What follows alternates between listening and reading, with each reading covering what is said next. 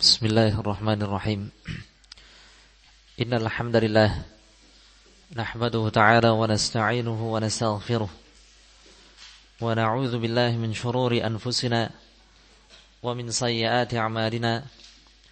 Man yahdihillahu fala mudilla lahu wa man yudlil fala hadiya lahu.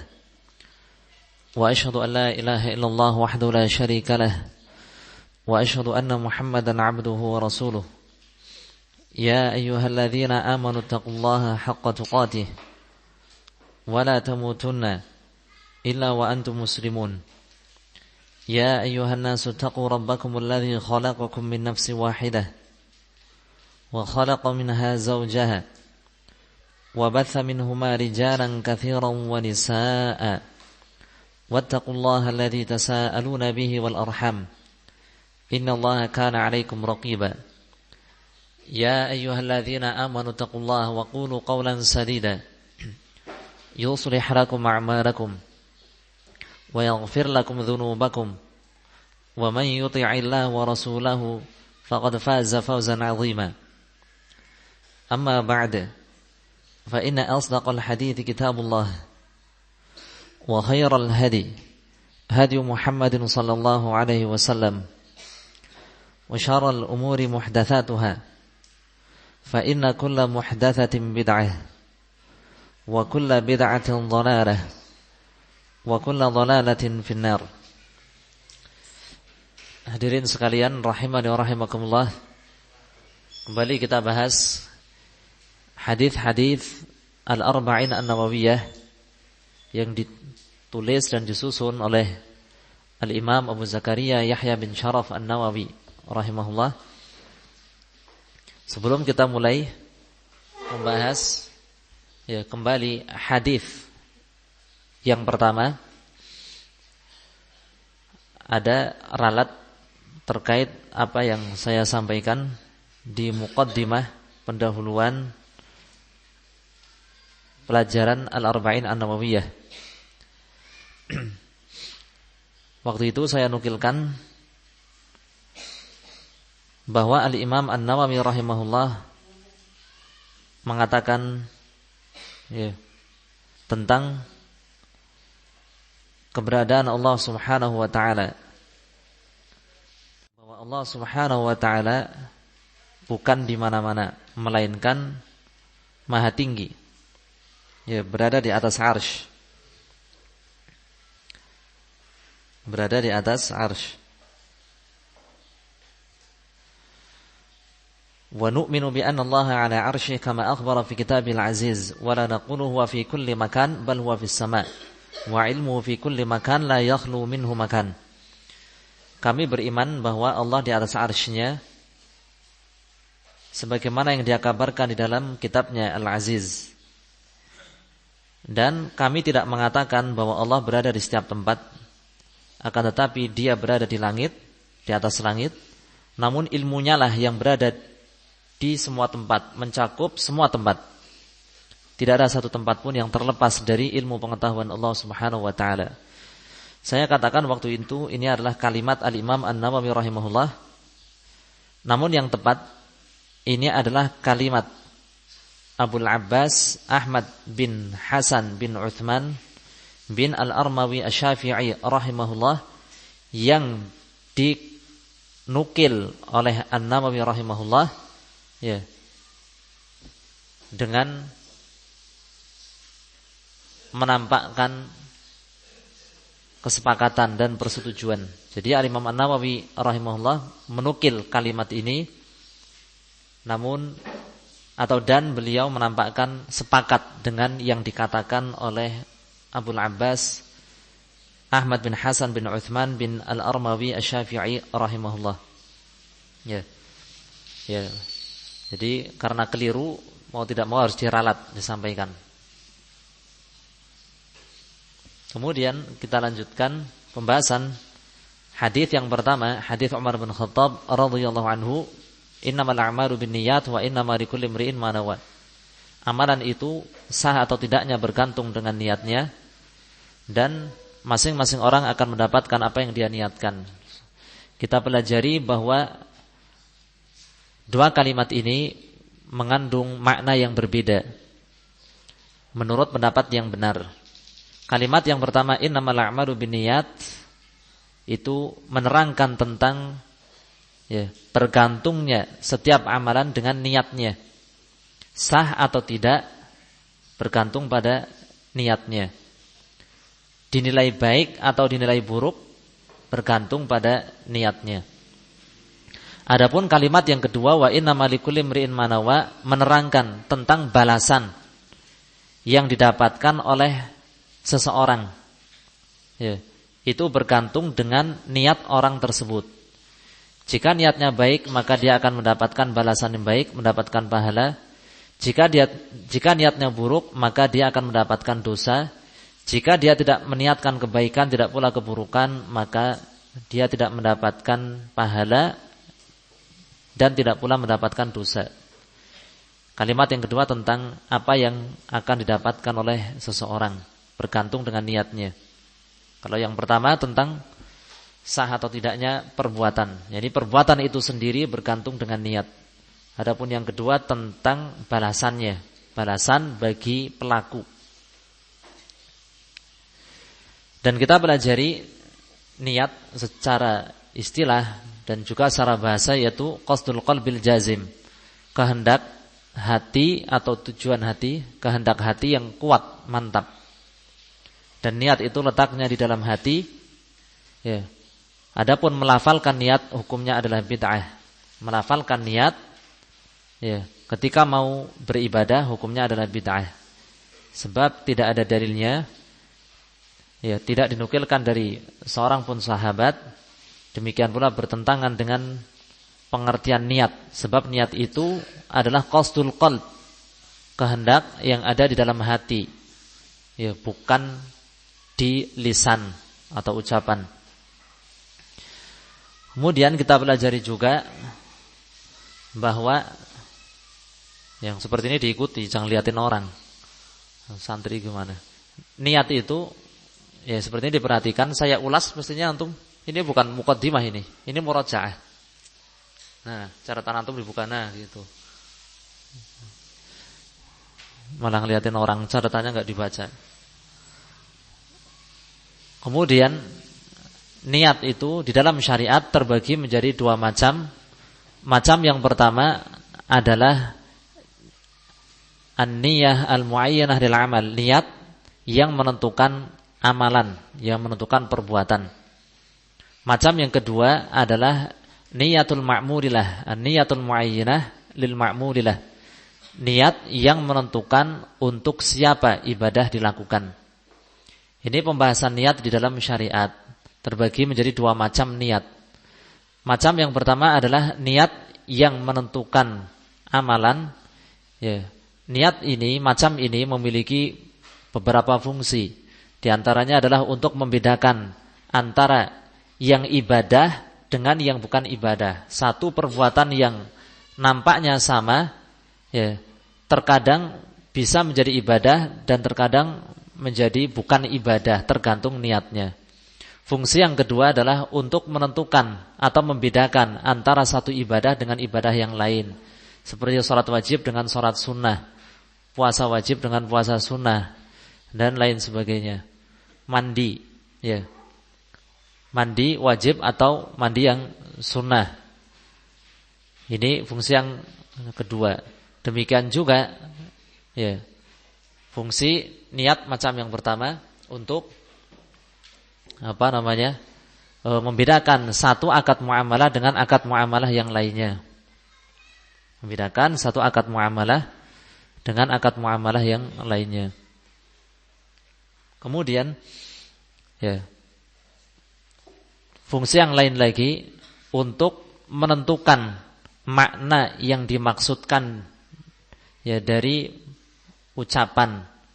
Ketika ucapan itu memiliki beberapa makna, maka mana yang dimaukan, apa yang dimaukan dengan kalimat tersebut, ini juga bergantung dengan niatnya. Adapun niat macam yang kedua, kita bahas secara cepat karena sudah, nanti enggak selesai-selesai. Niat macam yang kedua adalah niat yang menentukan untuk siapa ibadah dilakukan. Nah ini ya dibahas dalam tauhid dan akidah. Kemudian ya, sampai mana kita pelajari? Apa? Kenapa?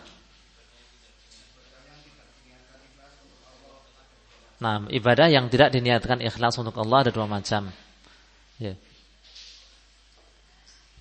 Ibadah yang tidak diniatkan ikhlas untuk Allah ada dua macam, yakni memiliki kesalahan dalam hal niat. Macam yang kedua ini. Macam yang pertama bagaimana? Syirik akbar. Ya, ibadah yang syirik akbar yaitu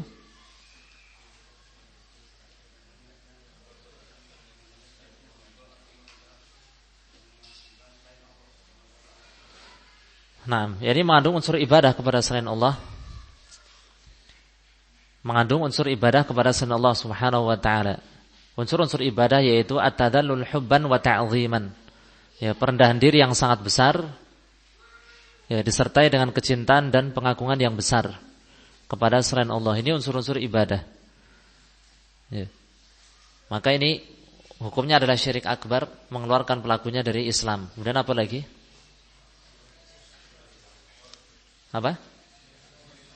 Syirik asghar. Yani ibadah atau syirik asghar dalam ibadah. Ya. Dalam hal niat maksudnya. Syirik asghar dalam niat ibadah. Kemudian bagaimana keterangannya?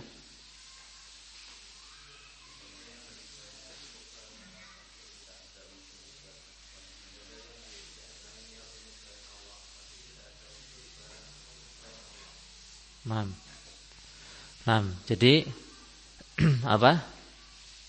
niat untuk ibadah yang disertai niat untuk selain Allah, namun tidak ada unsur ibadah kepada selain Allah. Seperti apa? Riya. Baik. Dan apa lagi yang kita pelajari? Sudah. Baik.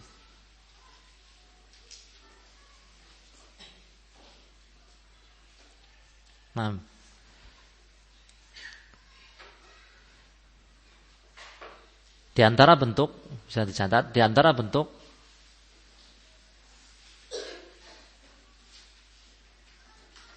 syirik, di antara bentuk syirik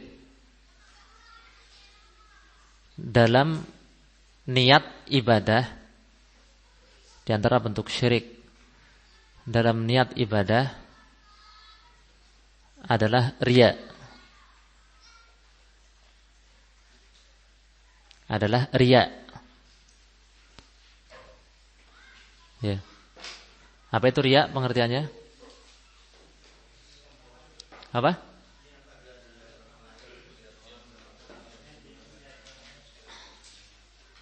Ya. Berarti apa? Menampakkan ibadah, melakukan ibadah dengan niat untuk dilihat orang lain dan mendapatkan pujian atau sanjungan. Dan mendapatkan pujian atau sanjungan. Pujian atau sanjungan itu walaupun di dalam hati, ya, mendapatkan kedudukan di hati orang lain. Baik. Kemudian ya, riya ada dua macam, bisa dicatat. Riya ada dua macam. Macam yang pertama ya, adalah riya syirik akbar. Riya yang syirik akbar.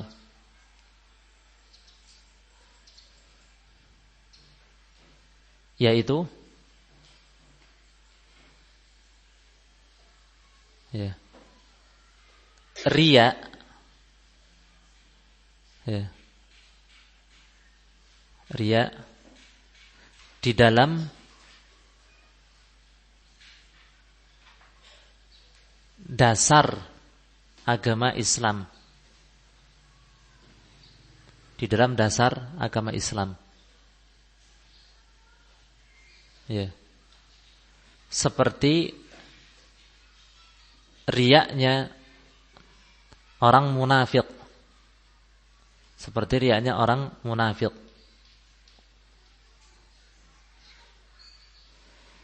Seperti riyaknya orang munafik. Orang munafik berarti bagaimana? Orang yang bagaimana? Nah, menampakkan Islam dalam keadaan menyembunyikan kekafiran. Berarti hakikatnya dia itu beriman atau tidak? Tidak. Tapi kenapa dia bersyahadat? Kenapa dia sholat?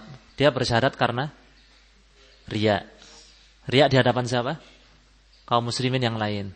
Supaya bisa hidup bersama. Kenapa dia mengerjakan sholat? Karena riya. Riya di hadapan siapa? Kaum muslimin yang lain. Supaya bisa hidup bersama dengan muslimin. Ya, supaya enggak diusik, enggak diganggu atau mungkin bahkan ditumpahkan darahnya. Begitu ya? Diterima atau tidak berarti Islam ini? Tidak diterima. Sehingga dikatakan hukum macam yang pertama ini adalah syirik akbar. Ya, syirik akbar. Ini riya dalam dasar agama Islam.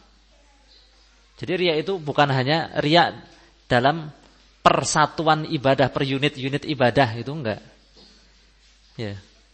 Yang sering kita pahami kan mungkin riya dalam bab atau dalam setiap satuan ibadah kan. Riya dalam sholat, bersedekah, riya. Itu per unit ibadah, persatuan ibadah. Ya. Nah, ini macam yang pertama ini ya, sangat mengerikan, riya di dalam dasar agama Islam. Dia menampakkan beragama Islam bukan lillahi ta'ala, tetapi karena riya kepada orang lain. Ya. Dia menampakkan, menjalankan syariat Islam bukan karena Allah, tetapi riya di hadapan orang lain. Terpahami ini? Terpahami ya? Nah, jadi dia menampakkan, menjalankan agama Islam bukan karena Allah, bukan ikhlas lillahi ta'ala, tapi karena riya. Ya, supaya bisa hidup bersama, berdampingan dengan kaum muslimin. Ini syirik akbar. Allah Subhanahu wa taala berfirman tentang orang-orang munafik, yura'unan nas wa la yadhkurunallaha illa qalila. Mereka riya kepada manusia. Mereka riya kepada manusia. Riya dalam dasar agama Islam. Macam yang kedua, riya yang syirik asghar. Riya yang syirik asghar.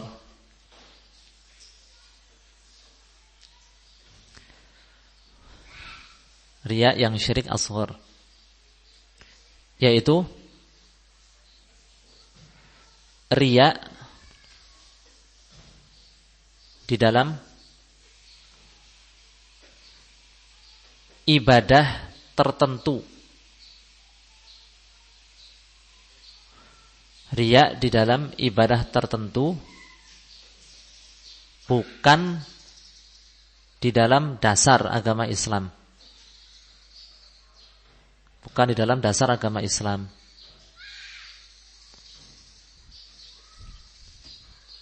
Seperti apa misalkan? Riya di dalam bersedekah, riya di dalam membaca Al-Quran, atau sum'ah, semisal dengan sum'ah.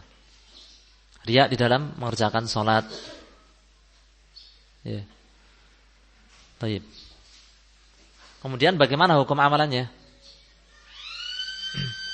Hukum amal ibadahnya diterima atau tidak? Kalau ada riyanya, terima atau enggak? Terima? Tidak.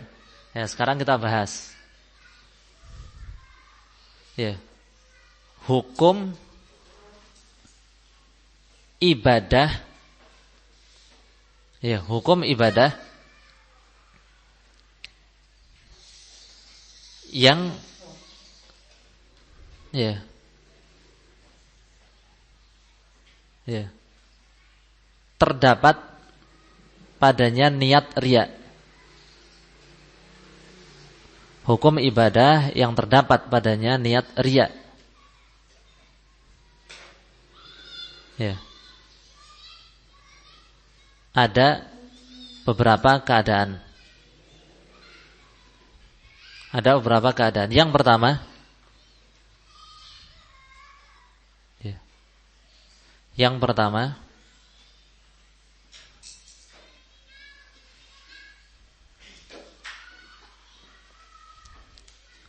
ya,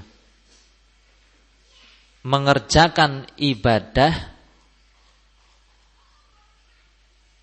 ya, mengerjakan ibadah, ya, murni karena riya. Apa maksudnya murni karena riya? Jadi nggak ada niat lillahi ta'ala. Wah, ini mumpung ada orang, walaupun nggak dia ucapkan, ya, walaupun dia nggak menyadarinya, lalai. Namanya hati manusia itu seperti itu. Kalau nggak dikontrol, kalau nggak dipantau, ya, hati manusia itu masuk ke dalam berbagai kemungkaran, niat-niat yang tidak baik. Mungkin nggak begitu menyadari.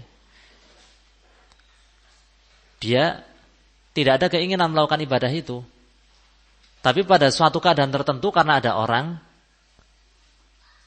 dia bergerak. Berarti nggak ada niat lillah. Memang pendorong dia melakukan ibadah itu murni karena apa? Karena orang lain, karena riya.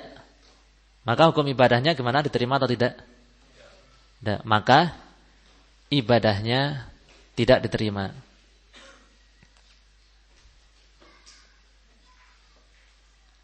Maka ibadahnya tidak diterima.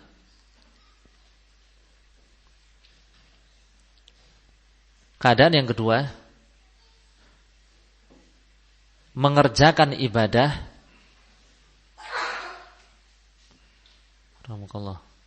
dengan niat untuk Allah,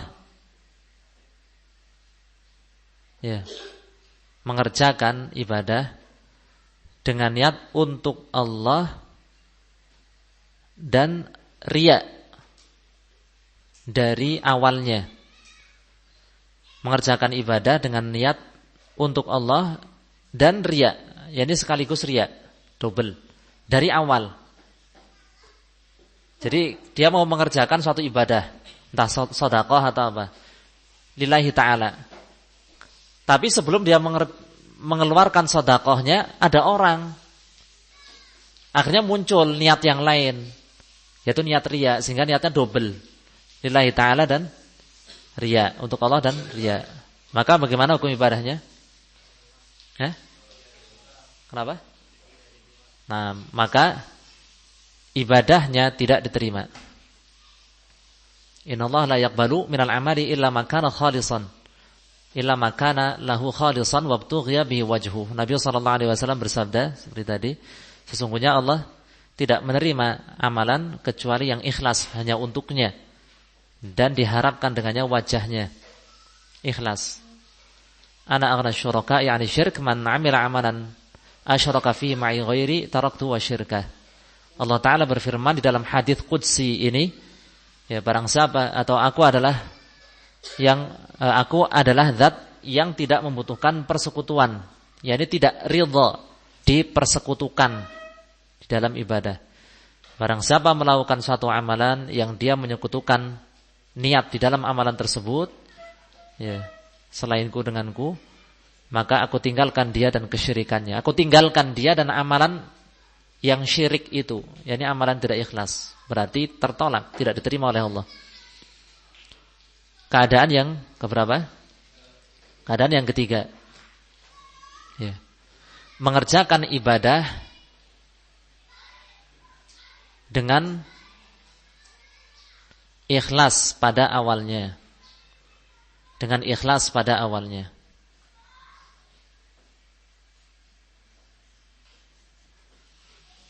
Lalu muncul niat riya di pertengahannya.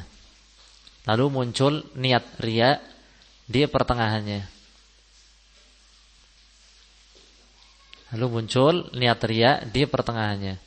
Bagaimana hukum ibadahnya? Apa?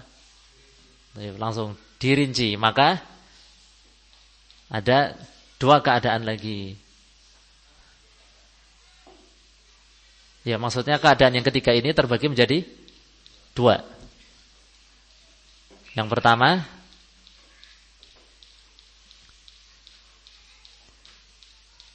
apabila dia tepis, nggak pasrah, dia tepis, muncul riya. Ya, dalam hati dia mohon ampun kepada Allah, astagfirullah, muncul niat ini. Dia tepis. Kenapa?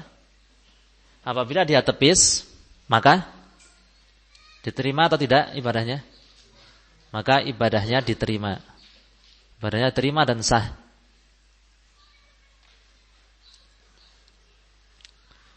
Yang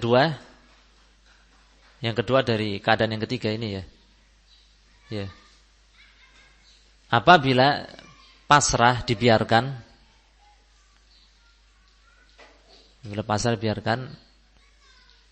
gimana ibadahnya ini? Apa? Terima atau enggak? Ya, apabila dibiarkan atau pasrah, gimana ya? Apabila dibiarkan atau pasrah, ya, ya mungkin simpel aja ya. Sebenarnya ada perincian lagi, langsung aja. Maka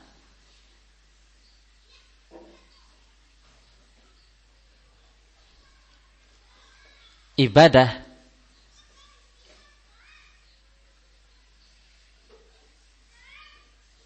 yang tersisipi riya tidak sah. Maka ibadah yang tersisipi riya tidak sah. Sudah gitu aja.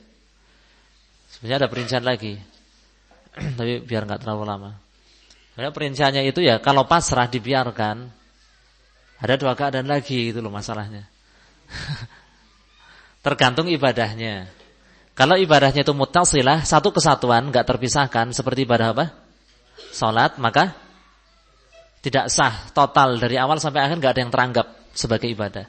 Tapi kalau ibadahnya mutajazzi'ah, munfasilah, terpisah-pisah, ya terbeda-bedakan, maka yang tidak sah tadi yang antum tulis, maka tidak sah ibadah yang apa? Yang tersisipi riya saja. Contoh apa? Sedekah. Atau mau sedekah 100.000, tapi adanya 50 ribuan, berarti 2 lembar kan? Misalkan terambil 1 lembar dulu, kasih ikhlas, alhamdulillah selamat. Yang kedua ada orang, nah riya. Yang kedua, nah, berarti tidak sah semuanya atau salah satunya, yang mana ini? Nah, berarti 50.000 yang pertama sah, 50.000 yang kedua tidak sah. Jelas ya? Itu perinciannya. Terserah antum nanti di rumah tulis sendiri, ingat-ingat. Tergantung ibadahnya satu kesatuan atau terpisah-pisah. Toib. Intinya tadi tidak sah ibadah yang tersisipi riya.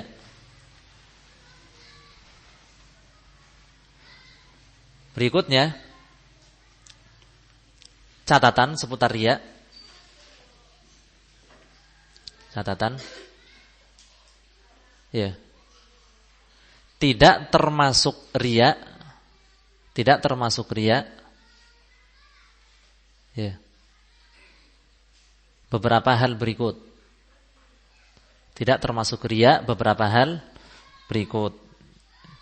Yang pertama, ya. Yang pertama, ya.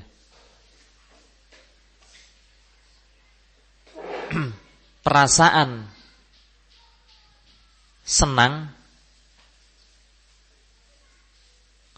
ya, perasaan senang, ya, mendengar pujian orang lain, perasaan senang mendengar pujian orang lain, ya, atas ibadah yang sudah dilakukan. Perasaan senang mendengar pujian orang lain atas ibadah yang dilakukan. Misalkan, oh ternyata antum ya nyumbang ini, jazakallah khair. Ada perasaan senang enggak antum kalau dengar? Ayo, ikhlas enggak berarti antum ini? Ayo, ikhlas enggak? Ya enggak masalah. Udah lewat. Tetap kalau memang waktu itu ikhlas, ya tetap ikhlas, enggak akan berubah. Jelas ya? Dan itu tidak termasuk riya. Muncul perasaan senang ini bukan riya. Ya, Nabi SAW ditanya seperti itu. Ya, ara'aitar rajul ya'malul amala fayamdahuhu an-nasu 'alaihi aw kama qala. Nabi SAW ditanya seperti itu, seseorang itu melakukan satu amalan, yarhamukallah. Kemudian dia dipuji oleh orang lain atas amalan tersebut. Nabi SAW mengatakan, tilka ajilu busyral mu'min. Itu adalah kabar gembira untuk seorang mukmin yang disegerakan. Ya, itu diantara kabar gembira yang insya Allah menjadi pertanda bahwa amalan dia itu diterima oleh Allah. Begitu ya. Makanya orang-orang yang baik itu biasanya kan reputasinya juga baik. Ya kan? Tapi orang-orang yang enggak baik biasanya reputasinya sudah kacau. Orang-orang yang enggak baik walaupun dia berusaha menampakkan kebaikan tapi hakikatnya dia enggak baik, ikhlas. Reputasinya itu udah enggak baik. Tapi orang yang baik, ya orang-orang yang baik, maksudnya baik di sini baik di sisi Allah ya. Allah menilai orang itu baik. Maka biasanya orang yang seperti itu juga dinilai baik oleh orang lain. Terpahami ini? Jadi orang baik itu, orang yang diketahui oleh Allah dia itu baik, itu biasanya malah mendapatkan pujian dari orang lain juga. Orang lain manusia itu sudah seolah menjadi saksi bahwa dia itu baik. Ya, begitu. Kan disebutkan dalam hadis, ya, bahwa ketika Allah Subhanahu wa taala mencintai seorang hamba, maka Allah akan memanggil Jibril, wahai Jibril, ya innallaha yuhibbu fulanan fa'ahibbah. Wahai Jibril, sesungguhnya Allah mencintai fulan yang manusia hidup di bumi, maka cintailah dia. Maka Jibril melanjutkan ke para malaikat yang lain, sesungguhnya Allah mencintai fulan, maka cintailah dia, fa'ahibbu, fa'ahabbahu. Maka mereka semua pun mencintai dia dan seterusnya sampai Allah meletakkan rasa cinta di hati manusia di muka bumi terhadap orang tersebut.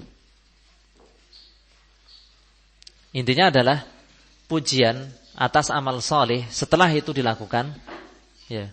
Kemudian muncul perasaan senang di dalam hati pelakunya, ya. Itu bukan riya. Tapi ingat, jangan sampai terbang kebablasan ujub. Nah, itu juga bisa menggugurkan pahalanya. Jelas ya? Perasaan senang enggak masalah, alhamdulillah, semoga memang diterima oleh Allah. Saya berusaha menyembunyikan kok ternyata ada yang tahu. Alhamdulillah. Pujian dari orang lain, apalagi pujian dari orang-orang yang baik, apalagi orang-orang yang berilmu, ya, itu kan menenangkan kita bahwa perbuatan kita itu benar, tepat, enggak salah. Ya kan? Kan kadang kita ragu-ragu ya beramal soleh, benar enggak ya yang seperti ini? Ya bismillah, mudah-mudahan benar. Tapi ketika ada orang yang baik, apalagi orang berilmu, jazakallah khair ya akhi, bagus Masya Allah. Kan senang, oh berarti bermanfaat. Apa yang saya lakukan itu bermanfaat. Kan jadi tenang. Senang. Tenang dan senang. Jadi enggak masalah, itu bukan riya. Selama jangan kebablasan ujub atau alman, mungkit-ungkit atau ada menyakiti orang lain, ya, yang diberi, ya, kebaikannya. Kemudian yang kedua juga tidak termasuk riya. Ya, yang kedua, ya, ya, menyukai, ya, satu atau ibadah tertentu. Menyukai satu atau beberapa, ya, satu atau beberapa ibadah tertentu. Ya.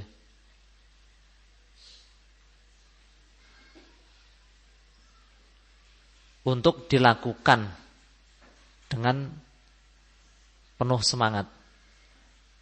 Ini juga bukan riya. Karena sebagian orang menganggap, oh antum riya itu, kok antum sukanya itu terus, itu berarti antum riya itu. Enggak.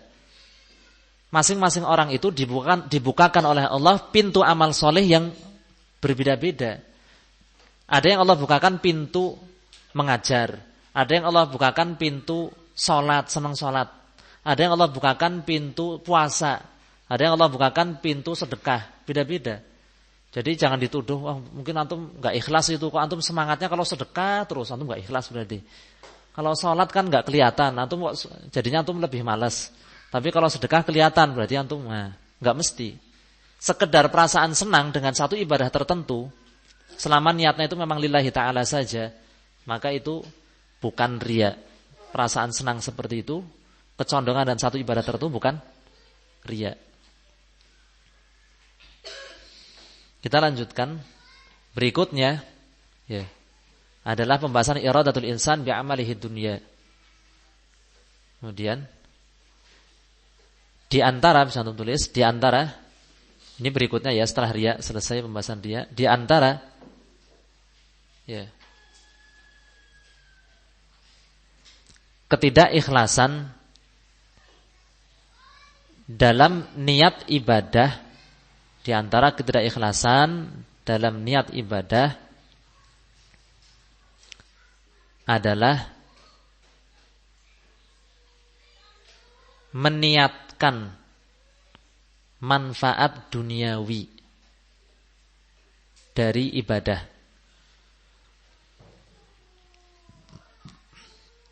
Meniatkan manfaat duniawi dari ibadah.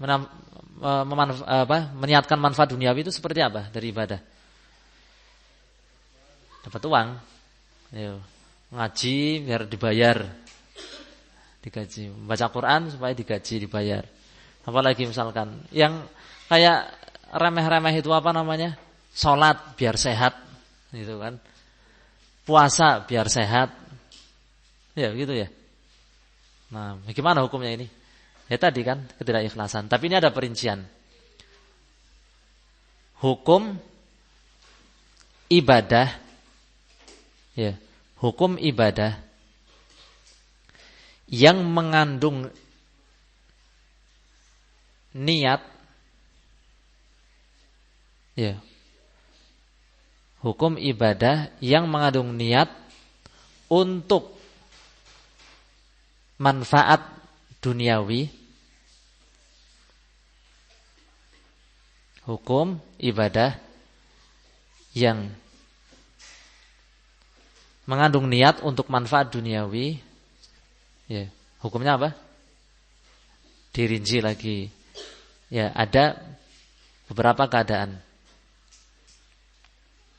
Ada beberapa keadaan. Yang pertama,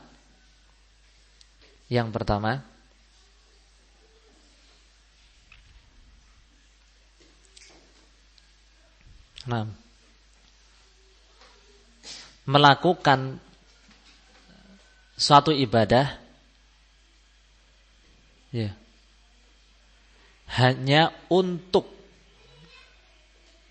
manfaat duniawi. Melakukan ibadah hanya untuk manfaat duniawi dan tidak ada niat untuk Allah dan pahala di akhirat, negeri akhirat. Dan tidak ada niat untuk Allah dan pahala di akhirat.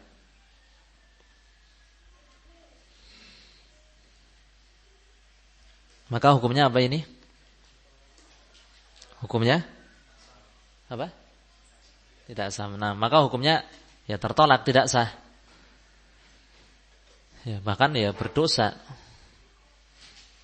Ingat konteksnya ini amalan apa ini? Amal ibadah ya. Bukan antum bekerja biar dapat uang, itu ya wajar kalau itu lagi. Nanti kalau bila perlu beri catatan tambahan nanti di akhir. Perkara-perkara yang bukan ibadah enggak masalah, enggak ikhlas itu. Mau bukan ibadah. Ya, begitu. Perkara yang tidak mengandung unsur ibadah, bukan ibadah, maka tidak wajib diikhlaskan. Yang wajib diikhlaskan itu hanya ibadah. Baik, ini yang pertama. Contohnya apa? Misalkan. Apa misalkan? Contohnya banyak ya. Intinya tidak ada niat sama sekali untuk mendapatkan pahala di akhirat. Niatnya itu murni dunia. Murni dunia. Nah, gimana?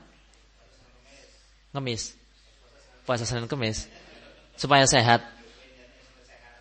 Tapi pertanyaan saya, seorang muslim yang mengatakan seperti itu, apakah murni niatnya biar sehat atau ada niat lillah?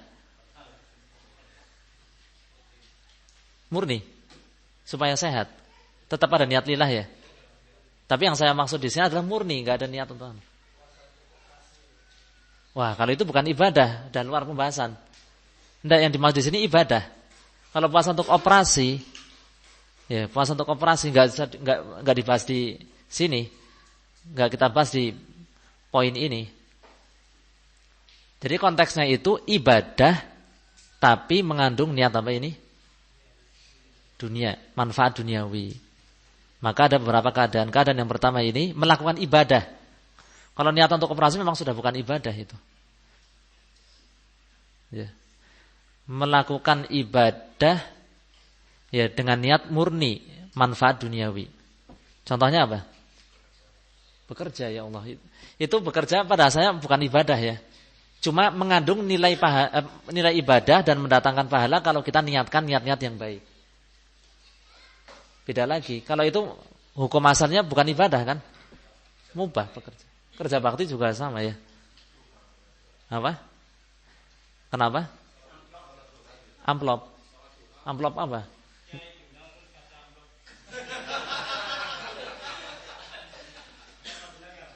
Kenapa? Ceramah. Ya kalau mau dicontohkan gitu, ceramah niatnya murni untuk nyari uang. Jelas ini? Jelas. Ceramah niatnya murni, enggak ada niat saya mau beribadah, dakwah. Enggak ada niat itu sama sekali. Paham? Itu masuk di sini. Jelas ya? Membaca Quran juga sama. Membaca Quran, kenapa? Ini diundang ada kepaten, kematian, harus membaca Quran ya. Nanti kan dapat sumbangan, itu niatnya murni. Kalau niatnya memang murni, kita nggak tahu niatnya ya, masing-masing orangnya. Tapi seandainya niatnya murni hanya untuk tadi katanya amplop tadi, maka bagaimana? Ditolak. Dan sebenarnya nggak cuma ditolak, tapi dia juga berdosa. Jelas ya? Syirik soalnya. Walaupun syirik asghar, tapi kan dosanya besar. Nauzubillah. Keadaan yang kedua.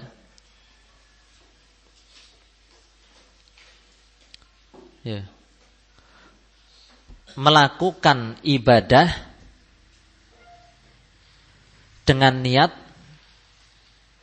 untuk Allah dan pahala di akhirat. Melakukan ibadah dengan niat untuk Allah dan pahala di akhirat. Ya. Serta ya. Jangan serta, harus disertai. Disertai ya. Niat yang kuat. Disertai niat yang kuat untuk manfaat duniawi. Double. Dunia akhirat katanya. Tapi ingat konteksnya ini konteks ibadah ya. Bukan perkara duniawi. Misalkan bekerja dapat akhirat juga. Kenapa? Karena niatkan niat-niat yang baik untuk memberi nafkah dan seterusnya. Itu beda lagi. Kalau itu memang pada dasarnya bukan ibadah, perkara mubah. Itu perkara mubah yang kemudian bernilai ibadah. Tapi yang dimaksud di sini memang ibadah. Memang ibadah. Bukan cuma bernilai ibadah. Bukan cuma bernilai pahala, tapi memang itu ibadah yang semestinya itu lillahi ta'ala. Tapi kalau bekerja kan boleh-boleh saja kan.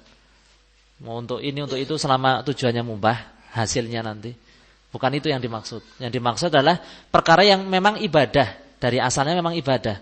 Bukan perkara mubah yang bernilai ibadah karena niat. Bukan. Tapi memang perkara yang pada asalnya ibadah. Sholat, sedekah, zakat, puasa, berhaji, berjihad. Apalagi baca Quran, tilawah, berzikir gitu. Ya memang ibadah dari sananya. Dari syariatnya memang ibadah. Baik. Keadaan yang kedua tadi melakukan ibadah dengan niat lillahi ta'ala untuk Allah, dan pahala di akhirat disertai apa? Niat yang kuat untuk manfaat duniawi. Maka hukumnya gimana? Dirinci. Perinciannya gimana ini? Perinciannya gimana? Aduh, gimana ya? Ya enggak apa-apa ya, coba dirinci ya. Maka ada dua pendapat. Saya enggak mengatakan dua keadaan, tapi dua pendapat. Maka ada dua pendapat ulama.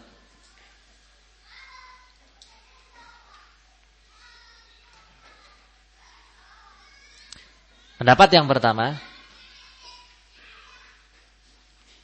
ya. Pendapat yang pertama, ya.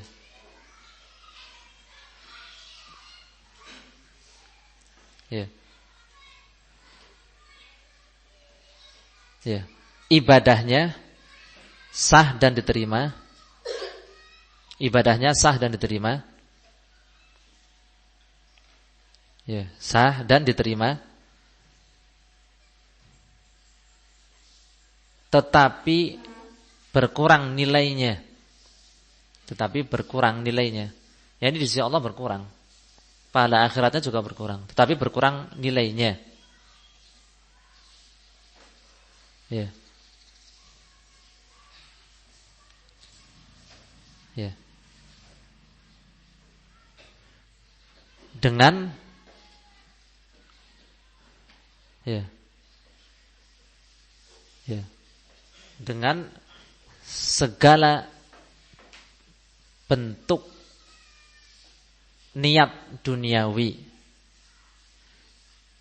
dengan segala bentuk niat duniawi, selama tidak dilarang. Selama tidak dilarang. Ini tidak dilarang dalam syariat. Contohnya apa ini? Contohnya apa? Apa? Salat duha. Rezeki. Ada dalilnya. Ya, salat secara umum memang untuk apa? Ya, salat dan ibadah secara umum memang itu diantara kemudahan untuk mendapatkan rezeki. Dalilnya apa ini? Di dalam Al-Quran surat apa itu? Al-Ankabut itu apa? Fabtaghu indallahi rizqa wa'buduhu washkurulah. Fabtaghu indallahi rizqa. Maka mintalah, carilah rezeki di sisi Allah, dan fabtaghu indallahi rizqa wa'buduhu, dan beribadahlah. Para ulama menerangkan keterkaitan dua perintah ini. Carilah rezeki di sisi Allah dan beribadahlah. Para ulama menerangkan keterkaitannya adalah beribadah kepada Allah itu di antara sebab untuk memudahkan rezeki. Jelas ya? Tapi kalau antum mencampur niatnya kuat, saya sholat biar dapat rezeki. Tapi niatnya kuat sekali ini. Mungkin berimbang dengan niat lillahi ta'ala, niat akhirat. Meniatkan sholat untuk pahala di akhirat plus niat rezeki, biar dapat rezeki di dunia maksudnya ya. Sama-sama kuat ini, imbang niatnya. Apalagi kalau niat duniawinya lebih tinggi, lebih kuat. Nah, maka jelas. Maka ibadahnya bagaimana tadi? Sah tapi berkurang. Jelas ya? Nilainya berkurang. Tergantung dengan kekuatan itu. Kekuatan niatnya. Niat akhirat atau niat duniawinya. Nah, man ahabba an yubsata lahu fi rizqih wa yunsa'a lahu fi atharih, ya, falyasil rahimahu. Barang siapa yang ingin ya dilapangkan rezekinya dan dipanjangkan umurnya, maka maka sambunglah silaturahim. Begitu. Dia silaturahim, akhirnya sering mengunjungi, dan kabar, kemudian membantu kerabat-kerabat yang membutuhkan dan seterusnya. Ternyata di balik itu ada niat, tujuan apa? Supaya rezekinya semakin lebar, makin lapang, dan umurnya semakin panjang. Gimana silaturahimnya, sah tidak? Sah. Begitu. Nilainya berkurang. Tergantung seberapa kuat niatnya. Jelas ya? Jelas. Kemudian contoh lainnya apa sebentar? Contoh lain. Berwudu ya sekalian cuci muka biar mukanya bersih. Gimana ini?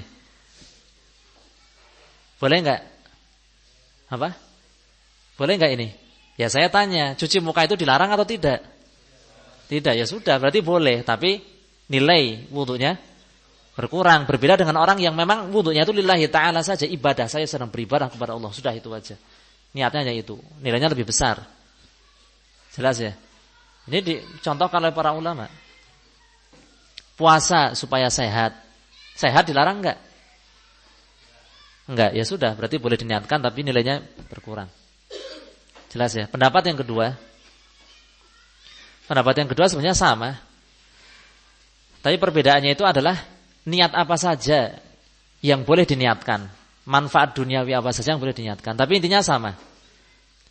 Pendapat yang kedua, ibadahnya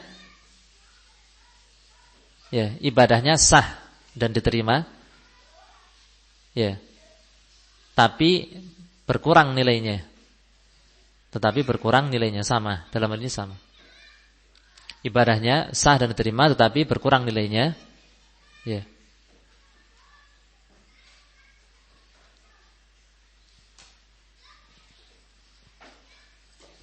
Ya.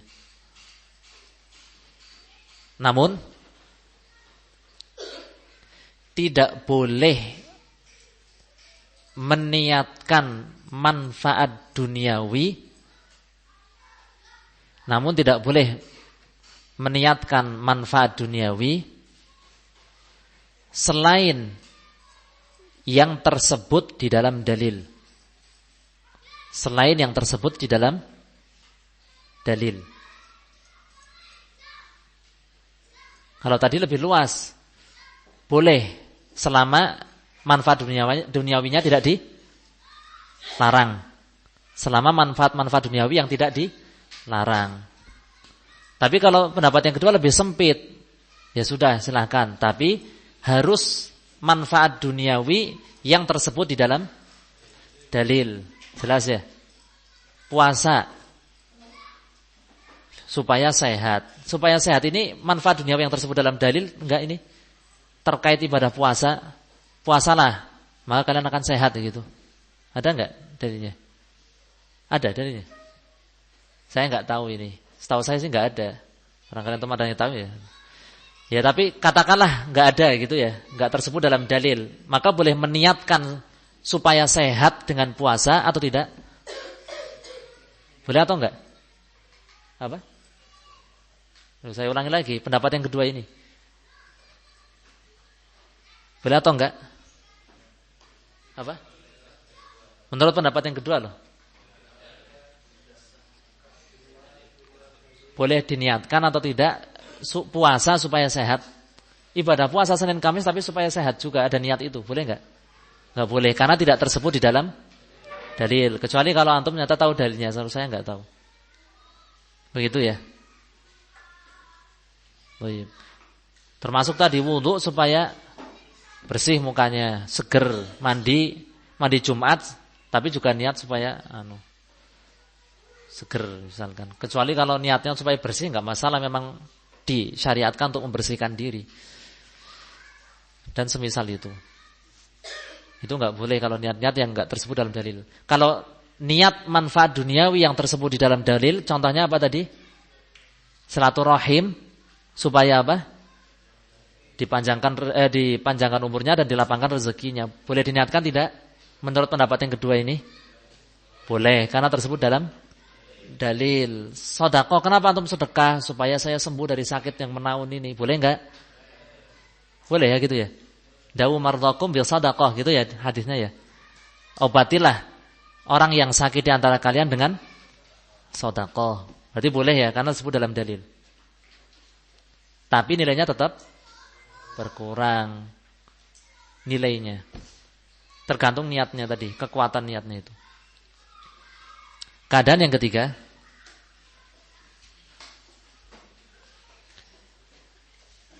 melakukan ibadah ya, untuk Allah dan pahala di akhirat. Meniatkan ibadah untuk Allah dan pahala di akhirat.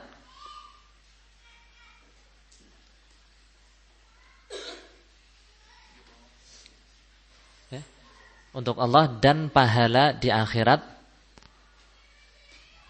Ya. Serta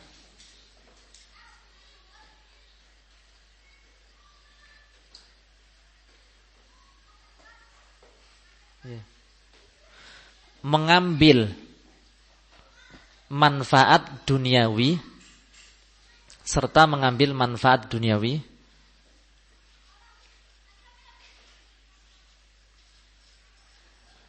atas ibadah tersebut, manfaat duniawi atas ibadah tersebut ya, yang diperbolehkan syariat. Agak panjang, gak apa-apa. Yang diperbolehkan syariat untuk membantunya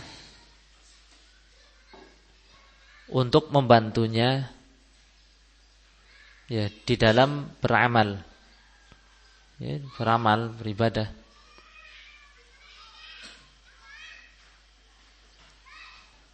Gimana hukum ibadahnya ini? Sah atau tidak? Ya jelas lebih sah ya. Lebih jelas sah maksudnya. Berkurang tidak nilainya ini? Kok tahu? Apa?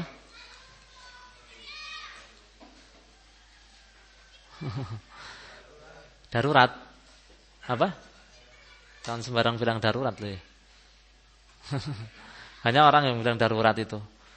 Ada ustadz sama ustadzah bukan salafi, bukan ahlussunnah, atau semisal itulah, atau tokohnya mereka itu bukan boncengan, padahal bukan apa, bukan mahram itu. Alasannya darurat, nggak ada transportasi.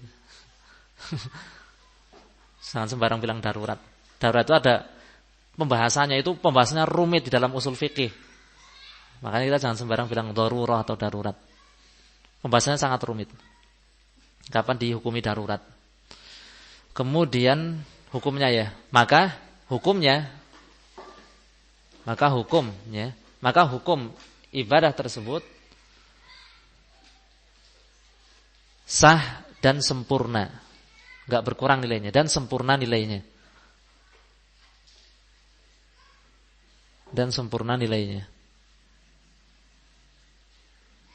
Contohnya apa ini? Contoh apa? Salat. Terus manfaat duniawinya apa kalau salat? Apa? Saya nggak tahu manfaat duniawinya. Terus apa? Contoh.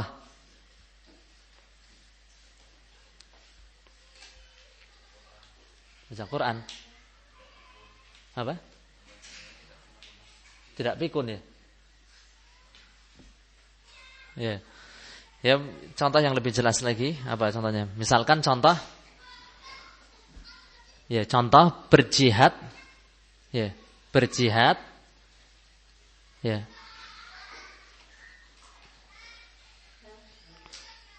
Ikhlas untuk Allah. Tetapi mengambil ghanimah. Jihad di sini kalau jihad apa? Kalau di zaman sekarang jihadnya bagaimana? Kalau jihad seperti zaman dulu belum dilakukan.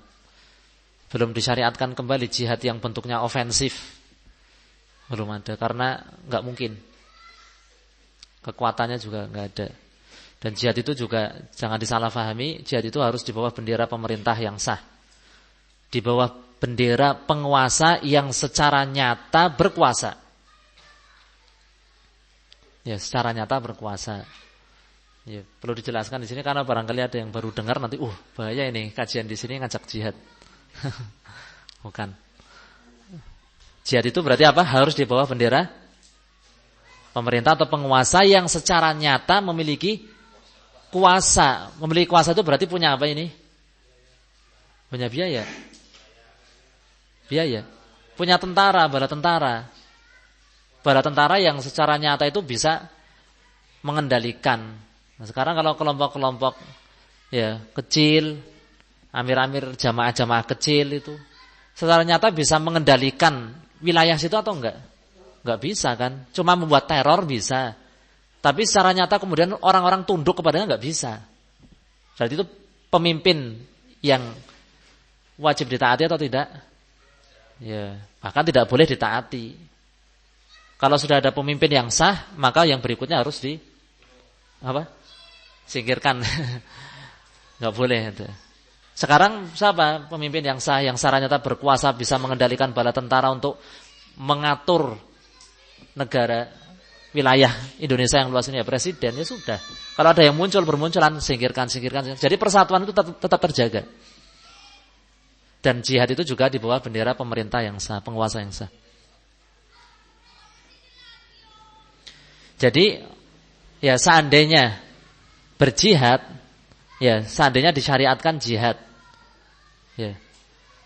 Kemudian orang yang berjihad ini ikhlas lillahi ta'ala. Jihadnya itu enggak ada niat untuk mengambil ghanimah. Bukan enggak terlintas loh ya. Bukan enggak terlintas untuk mengambil ghanimah, mungkin terlintas pikiran paling dapat ghanimah nanti kan begitu. Ya, kenapa? Ya menang atau ujung-ujungnya kalah enggak tahu, tapi kan sempat ngambil. Kan perang itu kan lama gitu ya, mungkin sempat ngambil tempatan. Yang jelas paling nanti juga ngambil ghanimah, bisa ambil ghanimah insyaallah. Ya, tapi dia berangkat jihadnya bukan karena ghanimah. Tapi dia tahu nanti akan mendapatkan ghanimah insyaallah, dan dia akan memakai ghanimah itu kan untuk apa? Nafkahi keluarganya di rumah, ya kan? Nafkahi keluarganya di rumah, untuk makan dirinya sendiri. Kalau dia sukarelawan, mujahid sukarelawan bukan tentara reguler kan harus cari makan sendiri. Mungkin. Dan seterusnya. Maka dia bagaimana? Akhirnya mengambil ghanimah itu. Maka jihadnya sempurna tidak ini? Sempurna. Kalau dia tidak ada niat untuk itu. Pendorongnya untuk berjihad bukan ghanimah.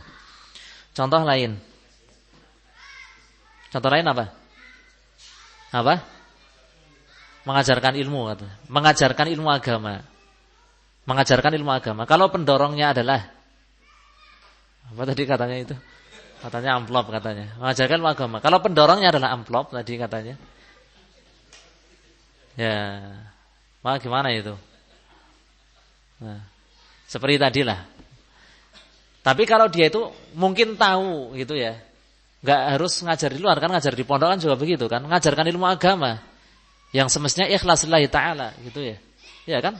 Beda kalau ngajarkan ilmu dunia, ya kan, ilmu medis, kedokteran, ilmu apa, cara mijet refleksi gitu misalkan. Atau pijat urut ya, dan lain sebagainya itu kan beda ya. Boleh ngambil. Ya bayar kalau mau belajar ke saya. Gitu. Tapi kalau ilmu duniawi kan ilmu agama kan orientasinya akhirat, semestinya ikhlas. Nah, niatnya mengajar ikhlas lillahi ta'ala. Ya. Tetapi dia mengambil, ya, mengambil apa namanya itu? Apa? Ya semacam itulah mukafah atau transport atau apa? Untuk membantunya apa? Ya untuk transport kalau dia pergi. Ya. Demikian juga untuk mengganti waktunya semestinya bisa untuk dagang kok sekarang begini kan gitu ya. Akhirnya kan repot gitu. Atau mungkin ngajar di pondok begitu. Maka boleh atau enggak ini? Kalau niatnya itu seperti tadi? Boleh. Boleh. Iya kan? Sempurna. Tergantung niatnya. Tergantung niatnya. Kalau niatnya seperti tadi, dia tetap mengambil dan dia tahu nanti akan ngambil gitu loh. Bukan berarti enggak niatkan itu berarti dia enggak ngambil gitu. Atau dia enggak tahu, ya dia tetap tahu. Apalagi jelas rutin gitu kan. Enggak masalah. Enggak masalah. Yang penting ikhlas lillahi ta'ala. Pendorongnya bukan itu. Justru itu membantunya untuk terus apa? Mengajar. Contoh lainnya apa lagi? Jadi imam masjid gitu ya. Jadi imam masjid, jadi muadzin Kadang sebagian orang, "Wah, saya jadi muadzin." Loh, nanti antum ditanggung loh hidupnya. Nanti enggak benar itu. Apakah mutlak enggak benar? Enggak bagus, enggak baik? Ya. Justru yang semestinya adalah ada kaum muslimin, di antara kaum muslimin yang menjadi imam, ada di antara kaum muslimin yang menjadi muadzin. Itu fardu kifayah malah. Kalau antum jadi muadzin tetap atau jadi imam tetap, walaupun nanti dapat mukafaah istilahnya ya, bukan, karena ini kan bukan gaji kayak karyawan, bukan, beda lagi. Bukan ajar, bukan gaji. Ya. Istilahnya seperti mukafaah saja untuk membantunya agar bisa terus apa? Ngimami, ya kan? Biar bisa terus adzan tepat waktu setiap saat. Ya. Maka dikasih mukafaah sebenarnya. Bukan gaji loh ya. Beda, bukan ajar istilahnya. Atau ujroh, bayaran apa, bukan. Maka boleh. Ya, dengan ketentuan niatnya ikhlas lillahi taala. Ya, untuk pahala di akhirat. Walaupun dia tahu nanti akan diberi itu, ya dia ambil sekedar untuk membantunya. Dia mengambilnya untuk membantunya bisa melaksanakan tugas tersebut.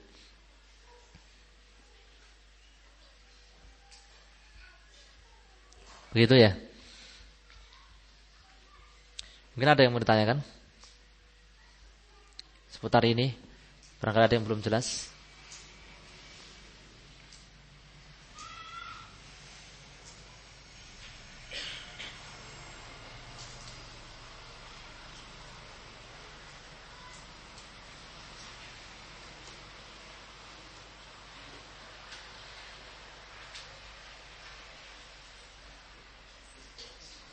Sudah jelas. Alhamdulillah. Apa? Oh ya sudah. Kenapa? Ilmunya.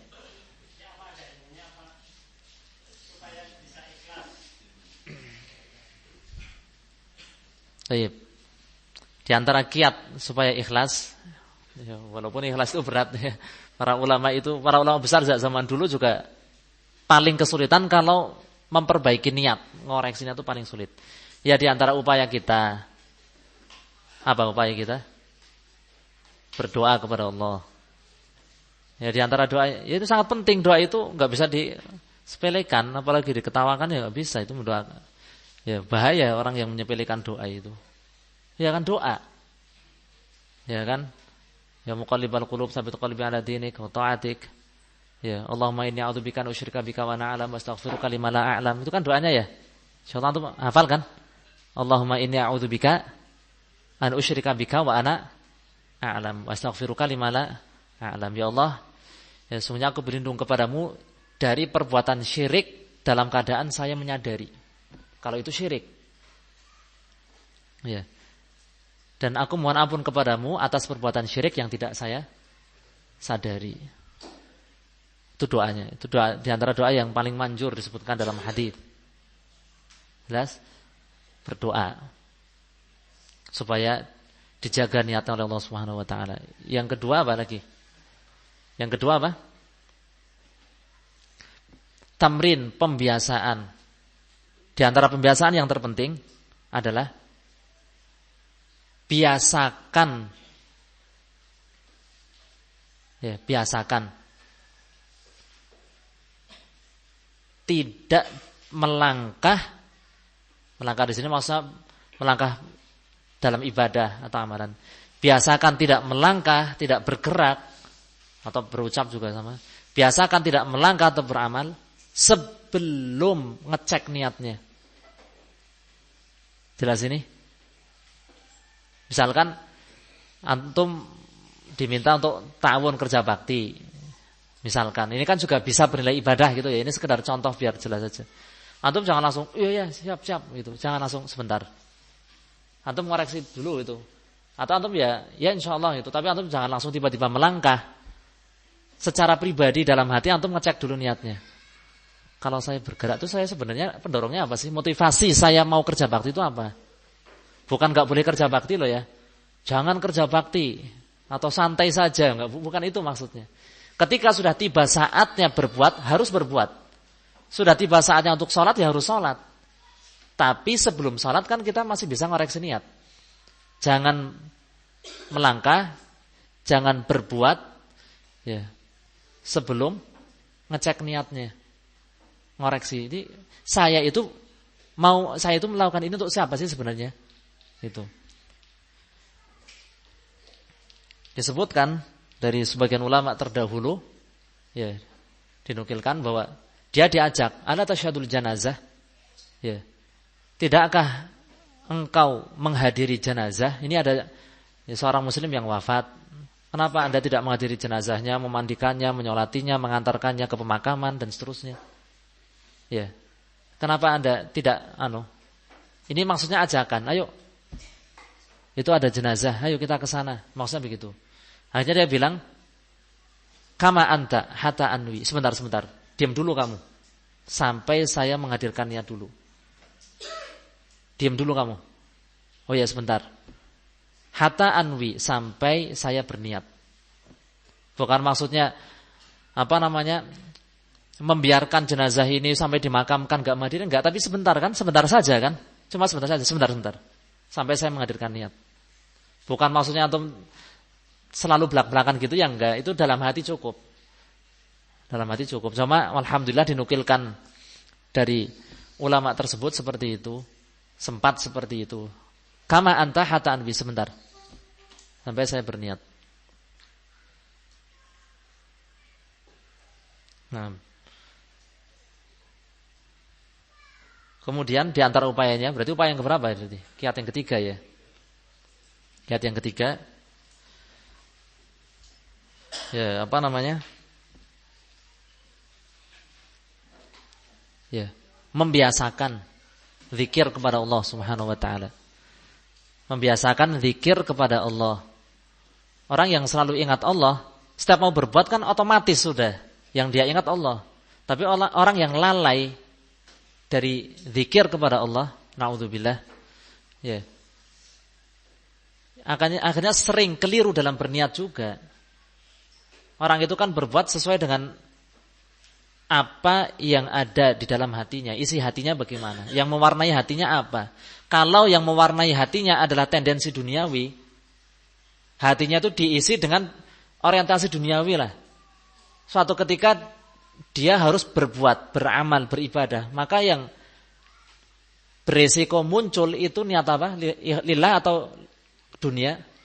Dunia, yang dia ingat dunia gitu terus. Terlalu ambisius terhadap duniawi dan melupakan Allah. Suatu saat dia harus beramal, beribadah, ikhlas, akhirnya lupa ibadahnya karena dunia, karena makhluk. Apalagi kalau memang yang dia kejar itu adalah reputasi, yang dia kejar itu adalah pengikut massa, ya, riya kan jadinya kan, riya. Maksudnya yang dia ingat riya akhirnya. Ketika beribadah, ibadahnya riya, biar dilihat itu. Membantu bersedekah ternyata untuk mencari apa? Mencari apa? Suara. Mencari suara, biar punya banyak suara. Orientasinya itu soalnya. Makanya orientasi ubah. Banyak berzikir kepada Allah. Nasallallahu alaihi. Kiat yang lain supaya ikhlas. Apa lagi? Memperbanyak mengingat akhirat. Ini juga membantu. Karena ini saling berkaitan. Ingat Allah dan akhirat. Makanya sering dikaitkan kan, barang siapa beriman kepada Allah dan hari akhir. Ini dua hal yang saling berkaitan. Jadi niatnya ikhlas lillahi ta'ala. Dan kiat-kiat yang lain itu beberapa kiat saja.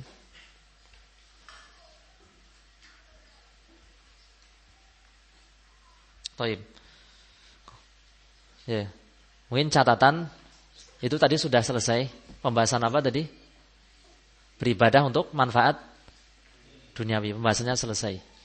Itu saya ambilkan dari Al-Qaulus Sadid Syekh Abdurrahman bin Nasir As-Sa'di rahimahullah, dicampur dengan penjelasan Syekh Shalih Al-Syekh hafizahullah di dalam Syarah Al-Arba'in, dan juga ada di mana ya?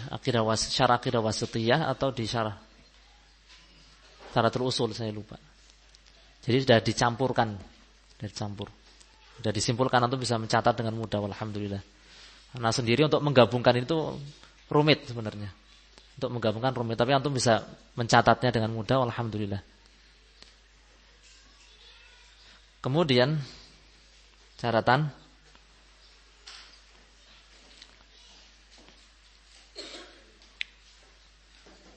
boleh meniatkan, boleh meniatkan untuk selain Allah. Belum selesai. Boleh meniatkan untuk selain Allah dalam perkara duniawi, dalam perkara-perkara duniawi.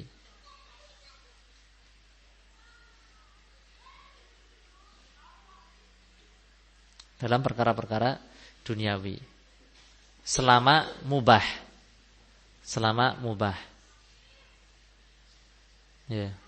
Antum berjual beli harus ikhlas tidak ini jual belinya? Ikhlas. Apa enggak harus? Ya kan enggak harus ikhlas. Yang penting syarat-syarat sah jual belinya ya diterapkan gitu ya. Ya, syarat-syarat sah jual belinya apa? Ya ikuti itu. Belum selesai.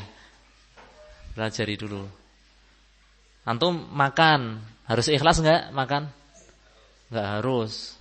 Antum tidur, harus ikhlas enggak tidurnya? Harus. Jelas ya? Baik. Berarti kesimpulannya, niat itu sangat berpengaruh di dalam amalan. Mempengaruhi baik buruknya suatu amalan, mempengaruhi sah atau tidaknya suatu amalan. Demikian juga mempengaruhi pahala atau balasan yang didapatkan oleh pelaku amalan. Ya. Baik. Dan niat itu juga mempengaruhi apa? Besar kecilnya berkah juga. Ya. Sudah pernah dipelajari belum di sini? Niat mempengaruhi keberkahan, sudah ya? Belum. Kita catat kesimpulannya saja. Kesimpulan ya. Kesimpulan ya. Ya. Pengaruh niat. Pengaruh niat. Pengaruh di sini bisa pengaruh positif, bisa pengaruh negatif. Kesimpulannya. Yang pertama, ya.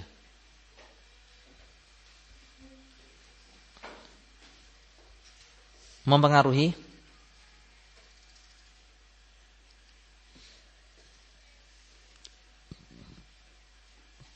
keabsahan ibadah dan akad muamalah. Mempengaruhi keabsahan ibadah dan akad muamalah. Ya. Antum sholat zuhur, mestinya sholat zuhur, tapi antum lupa niatnya sholat asar. Sah atau enggak sholatnya? Enggak sah. Jelas ya? Walaupun waktunya waktu zuhur. Jadi enggak apa-apa lah, wong sama-sama 4 rakaat. Tidak. Innamal a'malu binniyat. Mempengaruhi keabsahan ibadah dan akad muamalah. Ya kan? Sudah lewat kan? Satu akad dengan akad yang lain. Kalau niatnya begini maka sah. Kalau niatnya begitu tidak sah, termasuk riba, itu kan? Baik. Kemudian yang kedua,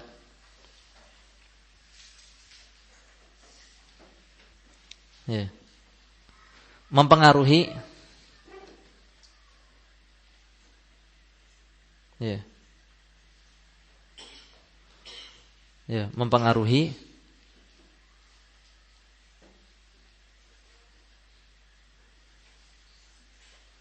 besar kecilnya pahala. Besar kecilnya pahala. Walaupun ibadahnya sama mungkin. Ibadahnya sama antara orang ini dengan itu sama, tetapi niatnya berbeda, kekuatan niatnya berbeda. Seperti tadi kan? Ya. Ibadahnya semakin sempurna jika tidak diniatkan untuk manfaat duniawi sama sekali. Kan pahalanya juga semakin besar. Yang berikutnya yang keberapa? Ketiga, mempengaruhi besar kecilnya dosa. Mempengaruhi besar kecilnya dosa. Ini pengaruh buruk berarti. Pengaruh niat yang saya maksud di sini pengaruh positif dan pengaruh negatif semuanya. Mempengaruhi besar kecilnya dosa. Ada orang yang melakukan perbuatan yang sama, perbuatan dosa, tapi dosanya di sisi Allah berbeda. Tergantung apa? Niatnya ini niatnya buruk sekali, jahat sekali. Ya sudah, dosanya di sisi Allah besar, sangat besar. Yang ini perbuatannya sama, dosa juga, tapi ya enggak sejahat itu niatnya, tujuannya. Jelas ya? Maka ya dosanya lebih kecil. Berikutnya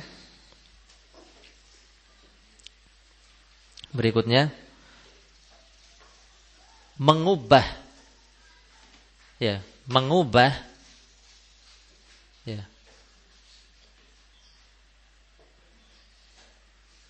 perkara yang bukan ibadah menjadi bernilai ibadah dan berpahala. Menjadi bernilai ibadah dan berpahala.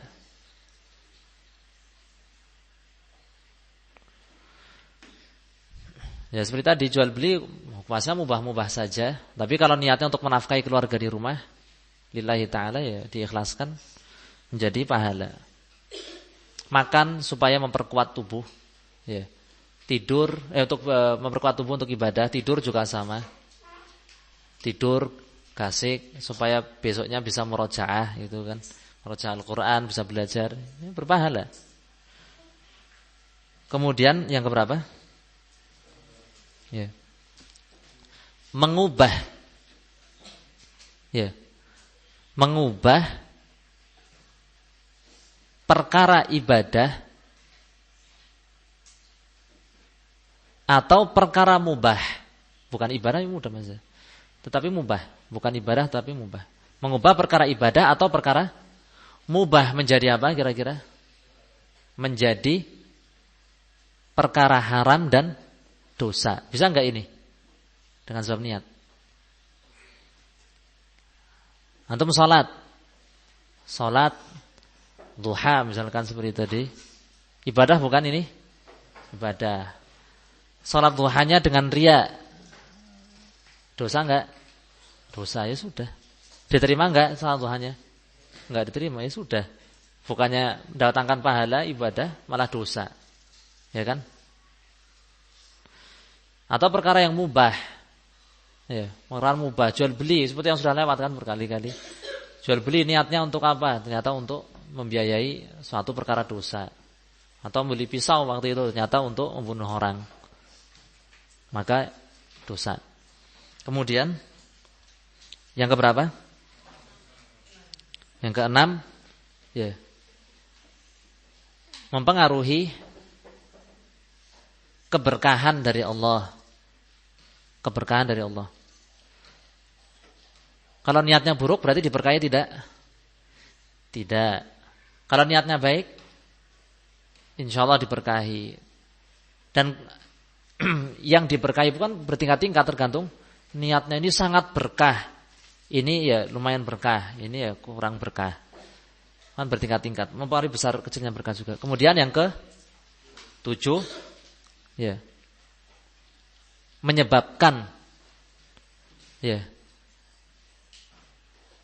menyebabkan datangnya hidayah dari Allah Subhanahu wa taala.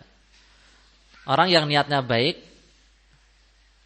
itu akan mendapatkan hidayah dari Allah. Ya, orang yang berada di atas al-haq dan istiqomah itu kenapa? Karena dia memang punya niat baik. Coba kalau niatnya itu buruk, di kehidupan duniawi ini dia tuh menjalani kehidupannya itu dengan niat-niat yang buruk, jahat. Dia mendapatkan hidayah tidak? Ya tidak. Tapi kalau orang niatnya baik, walaupun saat ini dia tersesat sangat jauh, tapi kalau niatnya baik, insya Allah suatu hari nanti dia akan kembali ke jalan yang benar. Iya kan? Misalnya dia akan terus mencari, niatnya baik, mendapatkan hidayah dari Allah Subhanahu wa taala. Yang ke-8, ini insya Allah terakhir di pertemuan ini. Karena penting ini. Berikutnya kita bahas bagian yang kedua dari hadis tentang hijrah. Tentang hijrah. Kemudian yang ke-8 tadi, ya, mendatangkan pertolongan dari Allah Subhanahu wa taala. Orang yang niatnya baik akan ditolong oleh Allah. Orang yang niatnya buruk, maka gimana ini? Tidak akan ditolong oleh Allah Subhanahu wa taala. Walaupun seolah berhasil rencana buruknya itu, tapi nanti suatu saat akan berbalik menjadi malapetaka baginya. Ya kan? Menjadi malapetaka. Nauzubillah. Kemudian yang ke berapa? Yang ke 9. Ya. Terakhir paling ya, sudah. Sudah. Yang ke-9